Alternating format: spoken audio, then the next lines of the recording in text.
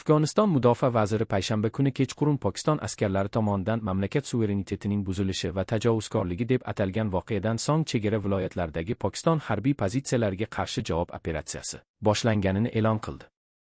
Shundan so'ng Pokiston armiyasi Afg'onistonning ayrim hududlariga, jumladan poytaxt Kobulga havo hujumlarini uyushtirdi. Shahar aholisi yangilangan keskinlikka munosabat bildirdi.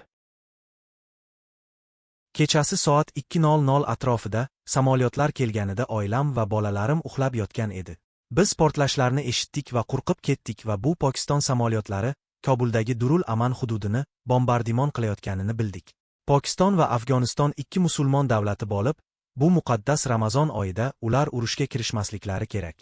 Urush yechim emas, ikkala davlat ham muloqot orqali tinchlik o'rnatishga harakat qilishlari kerak, ammo agar urush davom etsa, biz mamlakatimizni himoya qilish uchun qat'iy turamiz. Fuqarolar ikki musulmon davlati o'rtasidagi mojaroni qoralab, xorijiy qullarning bu keskinliklarning avj olishiga aralashishi mumkinligini ta'kidladilar. Shu bilan birga ular nizolarni muloqot va diplomatik yo'llar bilan hal qilishga urg'u berishdi. Kelajagingiz oxirida bu juda xavfli bo'ladi. Ikkala tomon uchun ham biz milliy xalqaro tinchlik va mamlakatimizning abadiy mustahkamlanishini istaymiz va shu bilan birga biz urushni xohlamaymiz. Ikkala mamlakat ham musulmon, chunki Qur'oni Karimda mo'minlar birodar deyilgan. Ikkala tomon ham bundan chiqish yo'lini muloqot orqali izlashlari kerak, ayniqsa muqaddas Ramazon oyida. O'zbekiston Respublikasi Afg'oniston va Pokiston o'rtasidagi chegara hududida vaziyatning keskinlashayotganidan chuqur xavotirdaligini bildiradi.